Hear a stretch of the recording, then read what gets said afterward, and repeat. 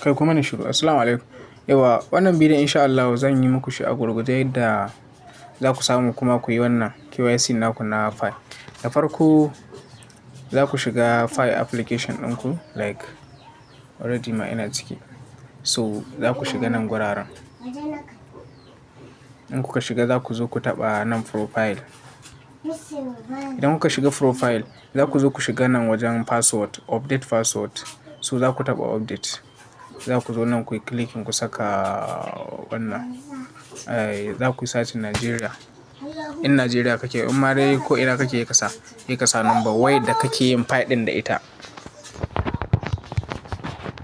Yawa sai ka je next. Ka cire ziron farko so kawai nan za ka bar shi haka. Sai ka taɓa open SMS. In ka taɓa haka open SMS like zai kai ka cikin wannan ɗinka message na kai ka taɓa shi haka. So ga nambobi nan da za ka ga sun baka a nan guraren. Layin da kake yin Fi ɗin da shi ka tabbatar da shi za ka tura.